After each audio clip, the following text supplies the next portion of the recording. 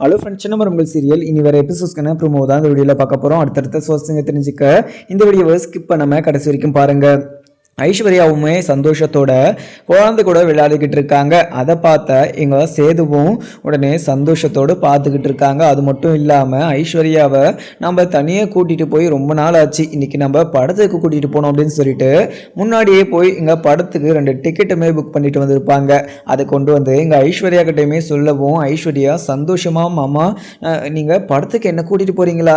இது மாதிரி நான் பார்த்ததே கிடையாது மாமா, எனக்கு ரொம்பவே சந்தோஷமாக இருக்குது. நானும் ரொம்பவே ஆசைப்பட்டு இருந்தேன், நீங்களும் நானும் 2 பேரும் சேர்ந்து படத்துக்கெல்லாம் போனோம் அப்படின்னு சொல்லிட்டு. ஆனால் என்னுடைய ஆசையை நான் உங்ககிட்ட சொல்லாமலே என்னுடைய ஆசையை நீங்கள் நிறைவேற்றிட்டீங்க. எனக்கு ரொம்பவே சந்தோஷமாக இருக்குது. அது மட்டும் இல்லாமல் என் கூட இங்கே அழகர் வந்து ரொம்பவே சந்தோஷமாக விளையாடுறாமாமா அப்படின்னு சொல்லிட்டு அங்கே இருக்கிற ஐஸ்வர்யாவுமே சேதுக்கிட்ட சொல்லிடவும் சேது வந்து ரொம்பவே சந்தோஷத்தோட, என்ன சொல்கிற ஐஸ்வர்யா, எங்கள் அழகர் ரொம்பவே சந்தோஷத்தோடு உங்ககிட்ட விளையாடுறானா அப்படின்னு சொல்லிட்டு அங்கே இருக்கிற சேதுவுமே அங்கே இருக்கிற அழகரை வந்து கொஞ்சறாங்க. அதுக்கப்புறம் என்ன, இங்கே தமிழ்ச்செல்வியுமே குழந்தை பேசுது, அப்பான்னு கூப்பிடுது அப்படின்னு சொல்லிட்டு சந்தோஷத்தோட தங்கப்புள்ள மீனாட்சி என்ன அம்மானு கூப்பிடு அப்படின்னு சொல்லிட்டு சொல்லவும் உடனே அங்கே அம்மானே கூப்பிட மாட்டுது. அங்கே மீனாட்சியுமே உடனே அங்கே ஐஸ்வர்யா ஃபோட்டோ இருக்கும். அந்த ஐஸ்வர்யா ஃபோட்டோ காமிச்ச உடனே அங்கே அந்த குழந்தையுமே பார்த்த உடனே அம்மா அம்மான்னு சொல்லிட்டு கத்தவும் உடனே இதை பார்த்த அங்கே இருக்கிற எல்லாருமே, அப்பத்தா, தமிழ்ச்செல்வி, அங்கே இருக்கிற திரணம்னு சொல்லிட்டு எல்லாருமே ரொம்பவே அதிர்ச்சியாகவும் கேட்கவும் உடனே தமிழ்ச்செல்வி ரொம்பவே வருத்தமாயிடுறாங்க. என்னுடைய புள்ள மீனாட்சி என்ன அம்மானு கூப்பிடாம ஐஸ்வர்யாவை அம்மானு கூப்பிடுது, எனக்கு ரொம்பவே கஷ்டமாகவும் இருக்குது அப்படின்னு சொல்லிட்டு அங்கே இருக்கிற தமிழ்ச்செல்வியுமே அழுகவும் உடனே இங்கே இருக்கிற அப்பத்தா தமிழ்ச்செல்வி எதுக்காக அழுதுகிட்டு இருக்க, குழந்தைக்கு எதுவுமே தெரியாது, தெரிஞ்சா கண்டிப்பா அங்க உன்னை அம்மா தான் கூப்பிடும், ஏன்னா இங்க குழந்தைக்கு ஏதோ தெரியாம அப்படி சொல்லிடுச்சு, குழந்தை சொல்றதுக்கெல்லாம் நீ அழுகலாமா அப்படின்னு சொல்லிட்டு அங்க இருக்கிற அப்பத்தா சொல்லவும் உடனே இதை கேட்ட தமிழ்ச்செல்வியும், அப்பத்தா என்ன அப்பத்தா சொல்லிக்கிட்டு இருக்கீங்க, அப்படியெல்லாம் இல்லை அப்பத்தா, குழந்தைங்களுக்கு முதல்ல என்ன வாயிலிருந்து வருதோ அதுதான் கடைசி வரைக்கும் இருக்கும் அப்படின்னு சொல்லிட்டு பெரியவங்கெல்லாம் சொல்லி நான் கேள்விப்பட்டிருக்கேன் அப்பத்தா, என்னுடைய மனசை தேத்தணும் அப்படின்னு சொல்லிட்டு நீங்கள் இப்படிலாம் சொல்லாதீங்க பார்த்தா, எனக்கு ரொம்பவே கஷ்டமாக இருக்குது. அங்கே மீனாட்சி என்ன அம்மான்னு கூப்பிடணும்னு சொல்லிட்டு நான் ரொம்பவே ஆசையாக இருந்தேன். ஆனால் இங்கே மீனாட்சி முதல்ல ஐஸ்வர்யாவை தான் அம்மான்னு கூப்பிடுது, அவ்வளோதான் இது அப்பத்தா, என்னுடைய வாழ்க்கையும் போச்சு, இப்போ என்னுடைய பிள்ளையும் இங்கே வேற ஒருத்தரை இங்கே அம்மான்னு கூப்பிடுறா அப்படின்னு சொல்லிட்டு அங்கே இருக்கிற தமிழ்ச்செல்வியுமே பயங்கரமாக அழுகவும் உடனே எங்கள் வசந்தியும், தமிழ்ச்செல்வி நீ எதுக்காக அழுதுகிட்டு இருக்க, குழந்தை சொன்னதுக்கெல்லாம் நீ அழுகலாமா, கண்டிப்பாக இங்கே அப்பத்தா சொன்ன மாதிரி தான் அங்கே தெரியாமல் குழந்தையும் இப்படி ஒரு விஷயத்த சொல்லிட்டு இருக்கோம், நீ எதுக்காக அதை நினச்சி வருத்தப்பட்டுக்கிட்டு இருக்க, நீ வருத்தம்லாம் படாத, கண்டிப்பாக உன்னை அம்மானு கூப்பிடும் எங்கள் மீனாட்சி, இப்போ நான் கூப்பிட வைக்கிறேன் பாரு அப்படின்னு சொல்லிட்டு குழந்தைய தூக்கி அங்கே பாருமா மீனாட்சி எங்கள் அம்மா இங்கே தான் இருக்காங்க பாருங்கள், அம்மானு கூப்பிடுங்க அப்படின்னு சொல்லிட்டு அங்கே இருக்கிற இந்த மீனாட்சி கிட்ட வசந்தியுமே கேட்கவும், ஆனால் மீனாட்சி வந்து அவங்கள ஆன்ட்டின்னு தான் கூப்பிடுது. உடனே இதை கூப்பிட்ட உடனே தமிழ்ச்செல்வி இன்னும் பயங்கரமாக அழுதுகிட்டே இருக்காங்க. ஏன் அப்படின்னு சொல்லிட்டு பார்த்தீங்கன்னா தன்னுடைய குழந்தை என்ன அம்மானு கூப்பிடலை அப்படின்னு சொல்லிட்டு அங்கே தமிழ்ச்செல்விக்கு வருத்தம். எந்த ஒரு தாயாக இருந்தாலையும் இங்கே தன்னுடைய குழந்தை அம்மானு கூப்பிட்டா ரொம்பவே சந்தோஷமாக அதை வந்து ரசிப்பாங்க. ஆனால் இங்கே மீனாட்சி வந்து தமிழ்ச்செல்வியை அம்மானு கூப்பிடாம ஐஸ்வர்யாவை அம்மானு கூப்பிடுறதும் உடனே அவங்களுக்கு ரொம்பவே வருத்தமாக தான் இருக்குது.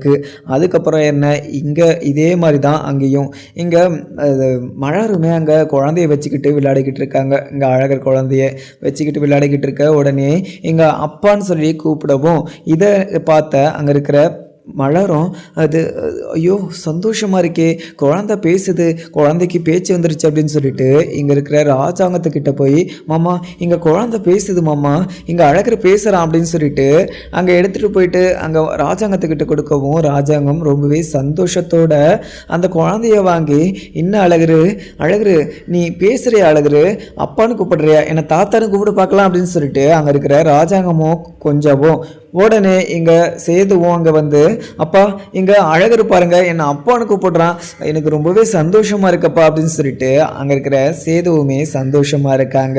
அதுக்கப்புறம் என்ன, இங்கே சேதுவும் படத்துக்கு டைம் ஆகிடுச்சு அப்படின்னு சொல்லிட்டு ஐஸ்வர்யாவை ரெடியாகவும் சொல்கிறான். ஐஸ்வர்யா நீ போய் உடனே ரெடி ஆகிட்டு வா அப்படின்னு சொல்லிட்டு சேதுவும் சொல்லிடுவோம். உடனே ஐஸ்வர்யாவும் அங்கேருந்து கிளம்பிடுறாங்க. உடனே அங்கே இருக்கிற ராஜாங்கமும் இதை பார்த்துட்டு, என்ன இது சேது என்னாச்சு எங்கே போகிறீங்க அப்படி முக்கியமான விஷயமா அப்படின்னு சொல்லிட்டு அங்கே இருக்கிற ராஜாங்கம் கேட்கவும், இல்லைப்பா இங்கே ஐஸ்வர்யாவை ரொம்ப நாளாக வெளியில் கூட்டிகிட்டு போகணும் அப்படின்னு சொல்லிட்டு நினச்சிக்கிட்டு இருந்தேன். ஆனால் பெருசாக அவளை எங்கேயுமே கூட்டிகிட்டு போகல. அதனால தான் இன்றைக்கி படத்துக்கு போயிட்டு வரலாம் அப்படின்னு சொல்லிட்டு 2 டிக்கெட்டு புக் பண்ணிட்டு வந்திருக்கேன். அதனால தான் கூட்டிகிட்டு போகிறேன்ப்பா அப்படின்னு சொல்லிட்டு அங்கே இருக்கிற சேதுவுமே சொல்லிடுவாங்க. உடனே ராஜாங்கமும் சேது பத்திரமா போயிட்டு வாங்க, போகிற வழியில் எதனா பிரச்சனைனா எனக்கு ஃபோன் பண்ணுங்க, அதே மாதிரி இங்கே சேஃபாக போயிட்டு வரணும். ஏன்னா படத்துக்கு போகும்போது எல்லாம் பசங்கள்லாம் அங்கே குடிச்சிட்டு வண்டியை தாறுமாறாக ஓட்டுவாங்க, நாம் தான் கொஞ்சம் ஜாக்கிரதையாக போகணும் அப்படின்னு சொல்லிட்டு அங்கே இருக்கிற சேதுவும் தமிழ் சேதுக்கிட்ட வந்து ராஜாங்கம் சொல்லிட்டுறாங்க. உடனே மோகனாவும்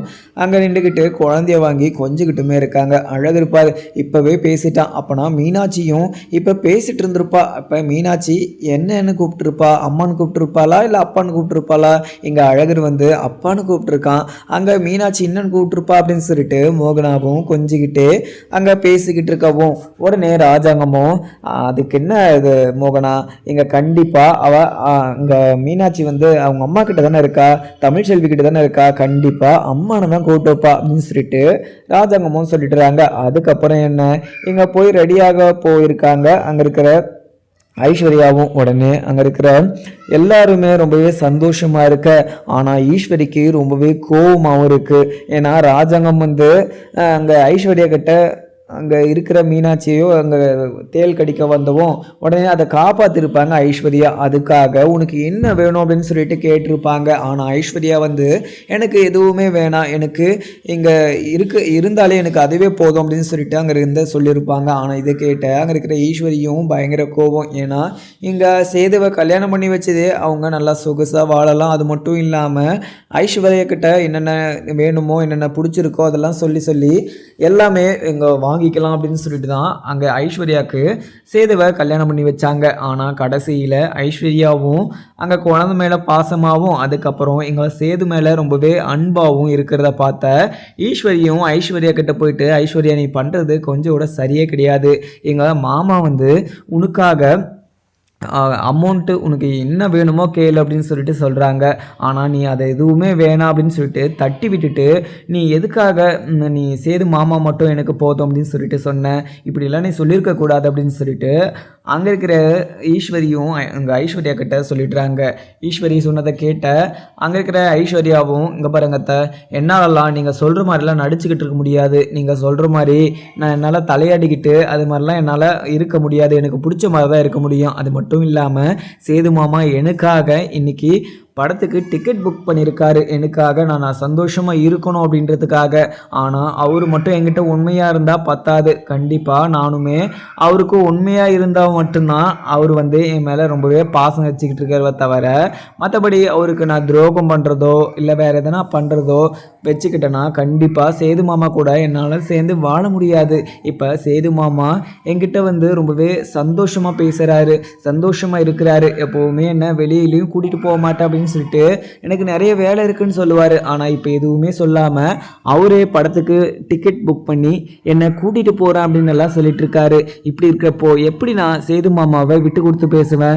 கண்டிப்பாக நாங்கள் 2 பேரும் சேர்ந்து சந்தோஷமாக இருக்கணும்னு நினைக்கிறோம். எங்களுடைய வாழ்க்கையில் வந்து நீங்கள் குறுக்க நிற்காதீங்க, இதுக்கு மேலே என்னுடைய வாழ்க்கையில் என்ன முடிவு பண்ணணுமோ அது நானே முடிவு எடுத்துக்கிறேன், நீங்கள் எதுவுமே என்கிட்ட சொல்லிக்கிட்டு இருக்காதுங்க, என்னுடைய சேது மாமா கடைசி வரைக்கும் எனக்கு இருந்தால் போதும் அப்படின்னு சொல்லிட்டு அங்கே இருக்கிற ஐஸ்வர்யா சொல்லிடுவோம். உடனே இங்கே ஈஸ்வரியும், ஐஸ்வர்யா பழசெல்லாம் நீ மறந்துட்டியா, உன்னை சேதுக்கு கல்யாணம் பண்ணி வச்சதே நான் தான், அது மட்டும் இல்லாமல் நீ வந்து அங்கே தமிழ்ச்செல்வியோட அப்பா கிட்ட வந்து பேசின விஷயம் வந்து எனக்கு மட்டும்தான் தெரியும்.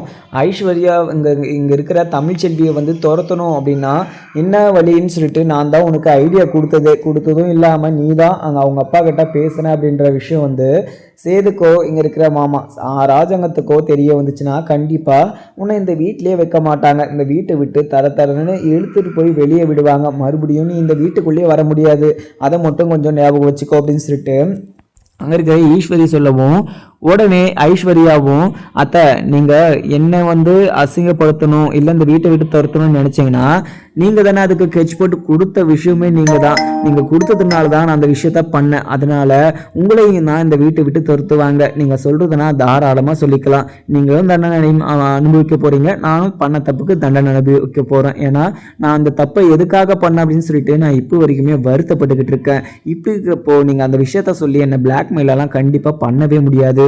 நான் என்னுடைய முடிவை எப்போதுமே மாற்ற போகிறது கிடையாது. அத்தை உங்ககிட்ட நான் ஒரு சின்ன ஒரு ரிக்வெஸ்ட் கேட்டுக்கிறேன். என்னையும் எங்கள் சேது மாமாவையும் நீங்கள் தனியாக விட்டுருங்க. எங்களுடைய விஷயத்தில் நீங்கள் தலையே இடாதீங்க. நாங்கள் 2 பேரும் சந்தோஷமாக வாழ இங்கே இப்போ தான் ஆரம்பிச்சிருக்கோம். இந்த மாதிரி ஒரு டைமில் நான் எந்த ஒரு தப்பும் செய்ய விரும்பலை. அதுவும் இல்லாமல் நான் யாருக்கும் எந்த ஒரு துரோகமும் செய்யவும் விரும்பலை. இப்போ தமிழ்ச்செல்வியுமே ரொம்பவே நல்ல பர்சன்.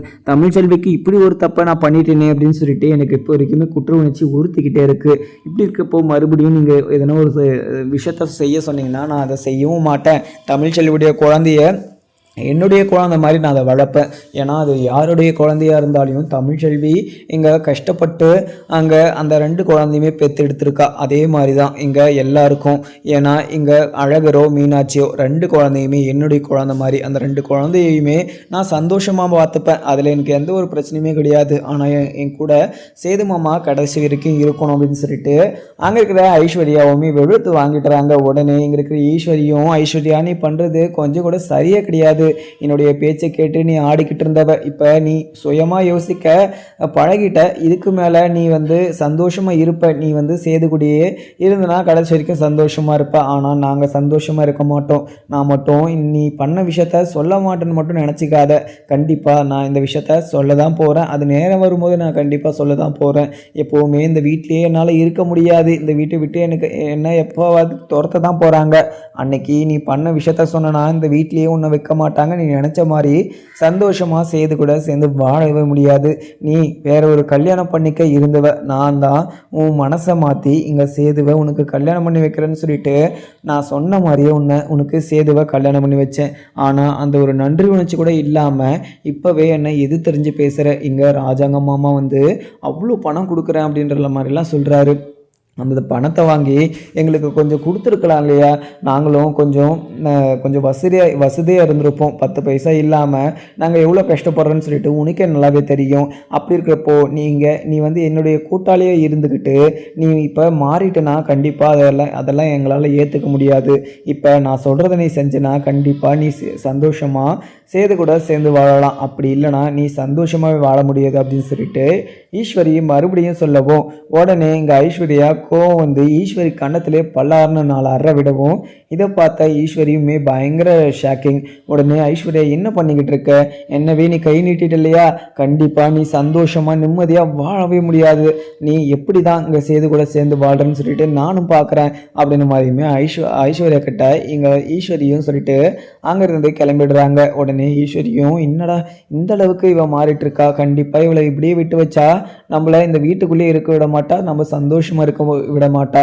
ஏன்னா இவ அடுத்த தமிழ்ச்செல்வி ஆயிடுவா போல. அந்த அளவுக்கு இவ நல்லவளா மாறிட்டா. இவளை இப்படியே விடக்கூடாது கண்டிப்பா அப்படின்னு சொல்லிட்டு அங்கே இருக்கிற ஈஸ்வரியும் சித்ரா கிட்ட போய் சித்ரா என்ன இங்கே ஐஸ்வர்யா அடிச்சிட்டா. அது மட்டும் இல்லாமல் அவள் ரொம்பவே மாறிட்டா. அவளை இப்போ நான் போய் தட்டு கேட்டதுனால அவள் நம்மளுடைய பேச்சை கேட்க மாட்டேன். எங்களை 2 பேரையுமே நீங்கள் ஃப்ரீயாக விடுங்க, எங்களுடைய 2 பேர் பேச்சுக்கும் நீங்கள் இன்வால்வ் ஆகாதீங்க அப்படின்னு சொல்லிட்டு என் முன்னாடியே கண்ணு முன்னாடியே சொல்கிறா அப்படின்னு சொல்லிட்டு அங்கே இருக்கிற ஈஸ்வரியும் சித்ரா கிட்ட சொல்லவும் அம்மா என்னம்மா சொல்கிறீங்க? ஐஸ்வர்யா இப்படியெல்லாம் பண்ணுறாளா? கண்டிப்பாக அவள் அப்படி பண்ணியிருக்க மாட்டாளேம்மா. எதுக்காக அவள் இப்படி மாறிட்டா? நம்மளை அவ்வளோதாம்மா மறந்துட்டா. அவள் சேது கூட சேர்ந்துட்டா. அவளுக்கு என்னம்மா, அவள் சேது கூட சேர்ந்து கடைசி வரைக்கும் சந்தோஷமாக ட்ராவல் பண்ணிடுவா. நம்மளால பண்ண முடியாது. கண்டிப்பாக நம்ம நினைக்கிறது எப்போவுமே நடக்க போகிறது கிடையாது. இதுக்கு மேலே இங்கே ஐஸ்வர்யாவை இப்படியே விட்டு வச்சோன்னா நம்ம முட்டாள் ஆகிடுவோம். அதுவும் இல்லாமல் அவளை இப்படியே விட்டோன்னா நாம் பண்ண தப்ப அவள் சொல்லிட்டு அவள் நல்லவாயிடுவா. அதனால் நாம்ளே இங்கே நாம்ளே இங்கே ஐஸ்வர்யா என்னென்ன தப்பு பண்ணாலோ அந்த ஒரு விஷயத்தெல்லாமே நம்ம எல்லாருக்கிட்டையுமே முன்னாடியே சொல்லணும். அது மட்டும் இல்லாமல் இந்த விஷயத்தில் நம்ம இன்வால்வ் ஒரு விஷயமா நம்ம மாற்றணும் அப்படின்னு சொல்லிட்டு அங்கே இருக்கிற சித்ராவும் சொல்லிடுவோம். உடனே ஈஸ்வரியும் இல்லை ஐஸ்வர்யா இல்லை சித்ரா, நம்ம இப்படியெல்லாம் கண்டிப்பாக பண்ணவே கூடாது. கண்டிப்பாக நம்ம இப்படி ஒரு விஷயத்த பண்ணோம்னா நாம் தான் வசமாக மாட்டிப்போம். ஏன்னா நாமளுமே இதில் இன்வால்வ் ஆகிருக்கோம். நாம் தான் இப்படி ஒரு விஷயத்த ஐஸ்வர்யாவை நம்ம பண்ண சொன்னதே அப்படி நம்ம சொல்லிட்டு கண்டிப்பாக இப்போ போய் ராஜாங்கத்துக்கிட்ட நம்ம சொன்னால் கண்டிப்பாக நம்மள தான் அந்த ராஜாங்கம் இந்த வீட்டை விட்டு தொடுத்துவான். அவளையும் தொடுத்துனா நாமளும் இந்த வீட்டை விட்டு போயிடுவோம். நம்ம இந்த வீட்டை விட்டு போனால் நம்மளுக்கு கேட்கறதுக்கு எந்த ஒரு நாதியுமே கிடையாது. நம்ம வெளியே போனால் நம்மளுக்காக யாருமே கிடையாது. நம்ம இந்த வீட்டுக்குள்ளே தான் இருந்தாகணும். அப்படின்னா நம்ம இந்த விஷயத்த கண்டிப்பாக சொல்லவே கூடாது. நம்மளுடைய வழிக்கு இங்கே ஐஸ்வர்யாவை வர வைக்கணும். ஐஸ்வர்யா இப்படியே மாறிட்டு இருந்தானா கண்டிப்பாக தமிழ் செல்வியாவே முழுசாக மாறிடுவா. அவளை இப்படி மாற்றவே விடக்கூடாது. அந்த அழகர் இருக்கிறதுனால தான் இப்படியெல்லாம் பண்ணிக்கிட்டு இருக்கா. அந்த அழகரை முதல்ல தீர்த்து கட்டணும் அப்படின்னு சொல்லிட்டு அங்கே இருக்கிற ஈஸ்வரியும் சித்ரா கிட்ட சொல்லவும், அம்மா இப்படி ஒரு விஷயம் மட்டும் நீங்கள் கண்டிப்பாக பண்ணிடாதீங்க. கண்டிப்பாக இங்கே சேது மாமா சும்மாவே விட மாட்டார் ஒன்று. ஏன்னா இங்கே சேது மாமா உயிரே வச்சுக்கிட்டு இருக்காங்க அழகர் மேலே. அப்படி இருக்கிறப்போ நீங்கள் கண்டிப்பாக அழகரை ஒன்றுமே பண்ண முடியாது. அது சின்ன ஒரு சிசு, அதை போய் நீங்கள் என்ன பண்ணுவீங்கம்மா? நீங்கள் கண்டிப்பாக அப்படிலாம் நீங்கள் பண்ணாதீங்கம்மா. அந்த ஒரு பாவத்தில் நாம் விழக்கூடாது. நம்ம ஐஸ்வர்யாவை வேணால் பழி வாங்கலாம், ஆனால் அந்த குழந்தைய பழி வாங்கி நாம் என்ன பண்ண போகிறோம் அப்படின்னு சொல்லிட்டு அங்கே இருக்கிற ஈஸ்வரி கிட்ட சித்ரா சொல்லவும், உடனே சித்ராவும் ஐஸ்வர்யா நீ என்ன பேசிக்கிட்டு இருக்க? அதெல்லாம் இந்த காலத்தில் பார்க்கவே கூடாது. சின்ன குழந்தையா இருந்தாலும் சரி, பெரிய குழந்தையா இருந்தாலும் சரி, நம்மளுக்கு பிடிக்கலையா அவங்கள பிடுங்கி எரிஞ்சிடணும். அதனால் நான் சொல்கிறத மட்டும் கேட்டேன்னா நம்ம கடைசி வரைக்கும் இந்த வீட்டுக்குள்ளே சொகுசாக வாழ்ந்துக்கிட்டு இப்படியே கூட போயிடலாம். ஆனால் நம்ம செஞ்ச தப்பு எல்லாருக்கும் ராஜாங்கத்துக்கு சேதுக்கு மோகனாங்கன்னு சொல்லிட்டு எல்லாருக்குமே தெரிய வந்துச்சுன்னா நம்மளை அசிங்கப்படுத்தி அவமானப்படுத்தி நம்மளை ரொம்பவே தரகுறவாக பேசி அவங்க இந்த வீட்டை விட்டு துரத்தி விட்டுருவாங்க. அதனால் நம்ம கொஞ்சம் பொறுமையாக தான் இந்த விஷயத்தில் டீல் பண்ணணும். ஏன்னா நம்மளை பற்றின விஷயம் எல்லாமே ஐஸ்வர்யாவுக்கு தெரியும். சாதாரண ஐஸ்வர்யாவுமே நம்ம எதுவுமே பேசிட முடியாது. ஏன்னா நம்ம எதனா ஐஸ்வர்யாவோ பேசணும்னா கண்டிப்பாக அவள் மனசுக்குள்ளே இருக்கிறத எல்லாமே எங்கள் சேதுக்கிட்ட சொல்லிடுவா. எனக்கு நல்லாவே தெரியும் அவள் மனசில் என்ன தான் நினச்சிக்கிட்டு இருக்காளோ எனக்கு தெரியல.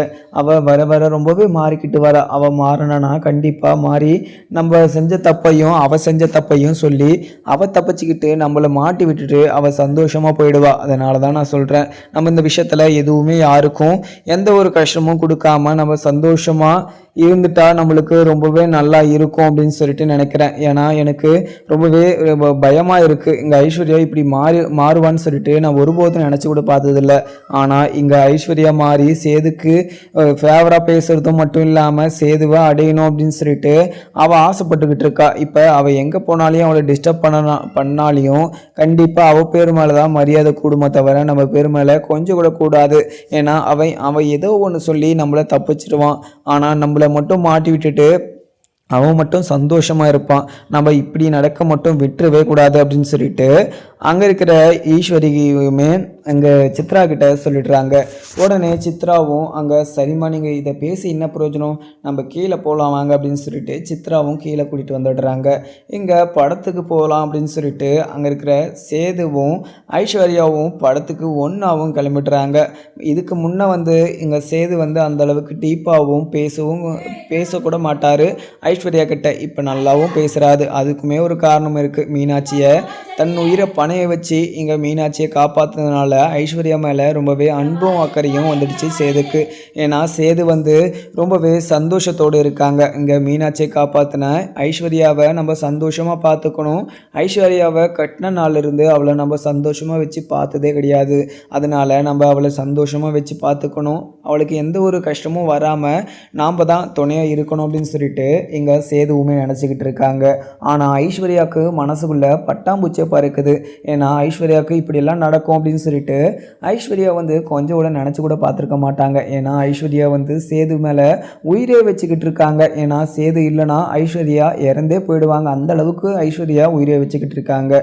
ஆனால் இங்கே தமிழ்ச்சொல்லுடைய வாழ்க்கையை பறிச்சுட்டு இங்கே சேதுவை அடைஞ்சிட்டு சேது மேலே எவ்வளோ இங்கே ஐஸ்வர்யா பாசமும் அன்பும் வச்சுக்கிட்டு இருக்கவங்களோ அதை விட இங்கே தமிழ்ச்செல்வி வச்சுக்கிட்டு இருந்தாங்க. ஆனால் தமிழ்ச்செல்வி மேலே ஒரு அசிங்கமான ஒரு விஷயத்தை வந்து சுமத்திட்டு இங்கே ஐஸ்வர்யா வந்து அந்த இடத்த பிடிச்சிக்கிட்டு இப்போ சேது மாமா கூட நான் சேர்ந்து சந்தோஷமாக இருக்கணும் அப்படின்னு சொல்லிட்டுலாம் நினச்சிக்கிட்டு இருக்காங்க. ஆனால் கண்டிப்பாக அது கடைசி வரைக்கும் நிலைக்கவே நிலைக்காது.